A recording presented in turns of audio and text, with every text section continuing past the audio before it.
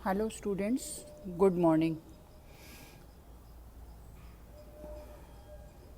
यह बीए भाग third year की क्लास है।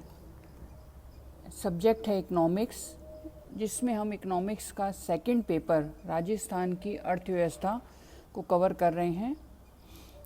मैंने आपको कई वीडियो में पहले भी बताया है कि राजस्थान की अर्थव्यवस्था जो पेपर है वह आपके लिए अत्यंत महत्वपूर्ण इसलिए है और इसे पाठ्यक्रम में ऑप्शनल पेपर के रूप में इसलिए सम्मिलित किया गया ताकि बीए करने ग्रेजुएशन के पश्चात आप जो भी कॉम्पिटिटिव एग्ज़ाम या इंटरव्यू फेस करेंगे जॉब के लिए, उसमें आजकल सभी पेपर्स में राजस्थान की अर्थव्यवस्था का एक इम्पॉर्टेंट पोर्शन आता है। जैसे यदि 100 नंबर का कोई कॉम्पिटिटिव एग्ज़ाम का पेपर होगा तो उसमें लगभग 25 नंबर के क्वेश्चन इकोनॉमिक्स के आते हैं। इसलिए इस टॉपिक का अध्ययन आप ध्यानपूर्वक करें। आज का हमारा टॉपिक है पर्यटन विकास भाग 2, टूरिज़्म डेवलपमेंट। पिछले वाले टॉपिक में पर्यटन में हमने राजस्थान की अर्थव्यवस्था में पर्यटन का क्या महत्व है और पर्यटन के कौन कौन से हैं यहाँ पर महत्वपूर्ण स्थल हैं, उनका अध्ययन किया। आज हम पर्यटन के विकास की समस्याएं व उनका हल देखेंगे। पर्यटन के विकास की समस्याएं तथा समाधान। इस टॉपिक को प्रारंभ करने से पहले मैं आपको बता दूं कि जो आप इस टॉपिक से रिलेटेड टेक्स्ट बुक पढ़ेंगे वह सभी गत वर्ष तक की हैं, जिसमें पर्यटन क्षेत्र की सामान्य समस्याएं पिछले दशकों में क्या रही और सरकार की उस संबंध में क्या नीतियां थी, उनका विवरण होगा। परंतु जैसा कि आप जानते हैं 2020 में विशेष रूप से कोरोना वैश्विक महामारी के कारण उद्योग व विनिर्माण क्षेत्र के साथ साथ पर्यटन उद्योग अत्यंत बुरी तरह से प्रभावित हुआ है। पर्यटन उद्योग से न केवल बड़े बड़े होटल, ट्रैवल एजेंसीज, बल्कि पर्यटन से अप्रत्यक्ष रूप से जुड़े हुए अनेक व्यक्ति बेरोजगार हो गए हैं। लंबे समय से, जैसा कि आप जानते हैं, लॉकडाउन चल रहा है। कोरोना बीमारी का कहर अभी बना हुआ है। अनलॉक की जो प्रक्रिया हुई है उसमें पर्यटन के होटल इत्यादि अभी नहीं खोले गए हैं। कोरोना बीमारी के वैक्सीन का इजाद अभी पूरी दुनिया में नहीं हो पाया है। राष्ट्रीय और अंतर्राष्ट्रीय हवाई उड़ानों पर प्रतिबंध है। रेल सेवाएं पूर्ण रूप से चालू नहीं हुई है। केवल आवश्यक कार्यों के लिए ही लोग बाहर निकल रहे हैं। धार्मिक स्थलों को बंद रखा जा रहा है। कहीं पर भी भीड़ भाड़ करने की मनाही है। सार्वजनिक यातायात भी सुचारू नहीं है। इस कारण पर्यटन की अभी जो स्थिति है वो अत्यंत ही खराब है। ऐसे में जब पूरी नॉर्मल लाइफ दोबारा आ जाएगी, पर्यटन को वापस शुरू करने में अत्यंत सरकार के सहयोग की और मेहनत की आवश्यकता है। पर्यटन की समस्याएं। पहला है भूमि की समस्या। पर्यटन का विकास पर्याप्त मात्रा में होटलों की स्थापना और अन्य सुविधाओं की उपलब्धि पर निर्भर करता है। शहरी क्षेत्रों को तेजी से विकास होने से होटल व पर्यटन इकाइयां स्थापित करने के लिए भूमि का मिलना काफ़ी कठिन होता जा रहा है। अतः नगर नियोजन में रियायती दरों पर इनके लिए उचित प्रावधान किया जाना चाहिए, तभी व्यावसायिक दृष्टि से इनको लाभकारी बनाना संभव हो सकता है। इसके अतिरिक्त आजकल ग्रामीण क्षेत्र में, कस्बों में भी पर्यटन को बढ़ावा दिया जा रहा है। उसके लिए वहाँ पर भी भूमि उपलब्ध करवाई जानी चाहिए। दूसरा है केंद्रीय व राज्य पूंजी सब्सिडी के रूप में वित्तीय सहायता।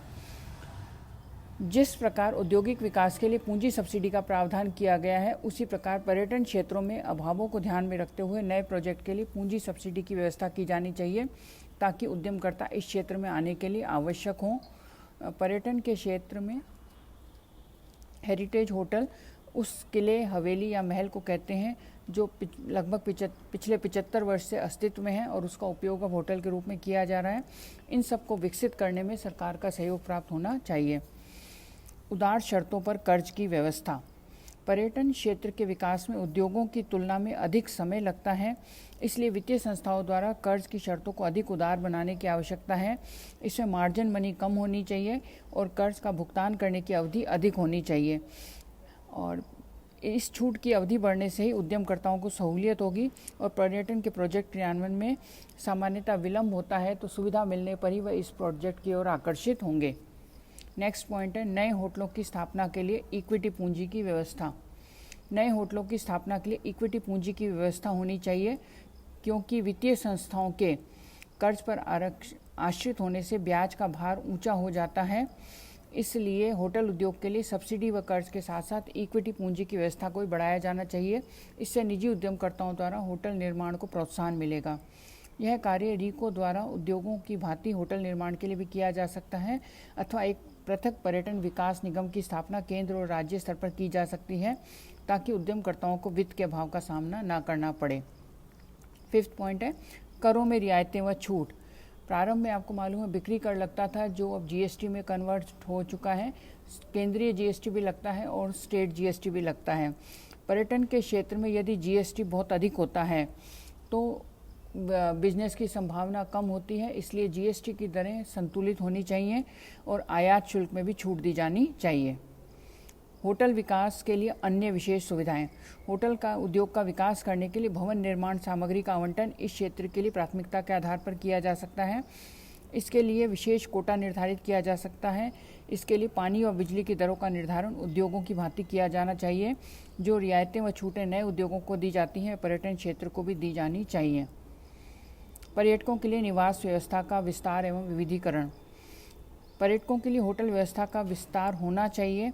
भारतीय व्यावसायिक यात्रियों की संख्या बढ़ने के कारण 5 और 4 सितारा होटल होने चाहिए। इसके अतिरिक्त बजट होटल भी होने चाहिए। धर्मशाला, रिसोर्ट, मोटल आदि को भी बढ़ावा दिया जाना चाहिए। इसके अलावा आजकल पर्यटक पेइंग गेस्ट की सुविधा चाहते हैं, उस पर भी विचार किया जाना चाहिए। परिवहन का समुचित विकास। परिवहन का विकास पर्यटन विकास का हृदय माना जा सकता है। इसके लिए सड़कों का विकास, आधुनिक सुविधाओं से युक्त बसें, car, station wagon, mini bus, हवाई अड्डे, एयर बसों का उपलब्ध होना आवश्यक है। निजी क्षेत्र में हवाई टैक्सियां और हेलीकॉप्टर सेवाओं को प्रोत्साहित किया जाना चाहिए। सड़क मार्ग से यात्रा करने वालों के लिए मिडवे और होटलों की सुविधा बढ़ाई जानी चाहिए। ड्राइवर शिक्षित होने चाहिए और गाइड प्रशिक्षित होने चाहिए ताकि पर्यटक जब अपनी यात्रा पूरी कर अपने देश में वापस जाएं तो मधुर स्मृतियों को लेकर जाएं। पर्यटकों के साथ धोखाधड़ी और दुर्व्यवहार, अशिष्टता और अपराध आदि घटनाओं में कमी होनी चाहिए। राजस्थान में जो जयपुर है उसको अंतर्राष्ट्रीय एयरपोर्ट बनाया गया है, इसके जिस पर और अंतर्राष्ट्रीय फ्लाइट्स को जोड़ा जाना चाहिए। इसके अलावा राजस्थान के जो प्रमुख शहर हैं उसमें भी हवाई यातायात को बढ़ावा दिया जाना चाहिए और उन्हें देश के बड़े शहरों से जोड़ा जाना चाहिए ताकि पर्यावरण को पर्यटन को बढ़ावा मिल सके। इसके लिए आपको मैंने शुरू में बताया था, एक होता है गोल्डन ट्रायंगल जिसे कहते हैं दिल्ली, आगरा और जयपुर के बीच यातायात का इस तरह से विकसित किया जा रहा है ताकि जो पर्यटक भी दिल्ली आए, आगरा ताजमहल देखने आए, वो जयपुर अवश्य आए। इसी तरह से एक ट्रायंगल है मरु त्रिकोण, डेजर्ट ट्रायंगल। यह जोधपुर, जैसलमेर व बीकानेर को जोड़ता है ताकि मरु प्रदेश में अधिकाधिक यात्री आ सकें। मनोरंजन की सुविधाओं का विकास।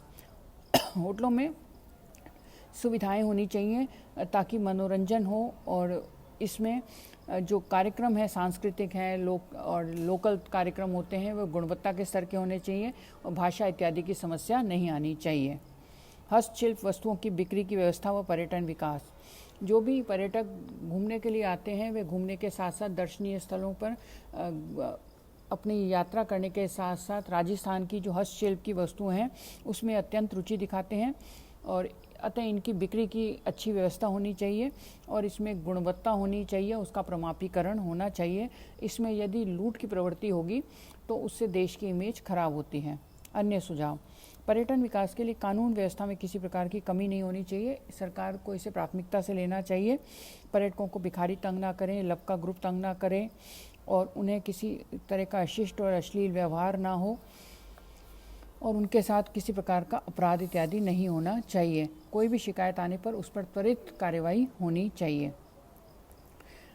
पर्यटन विशेषज्ञों व अधिकारियों का मत है कि मरु त्रिकोण के विकास के अंतर्गत भविष्य में जोधपुर, जैसलमेर और बीकानेर को शामिल करने की आवश्यकता है।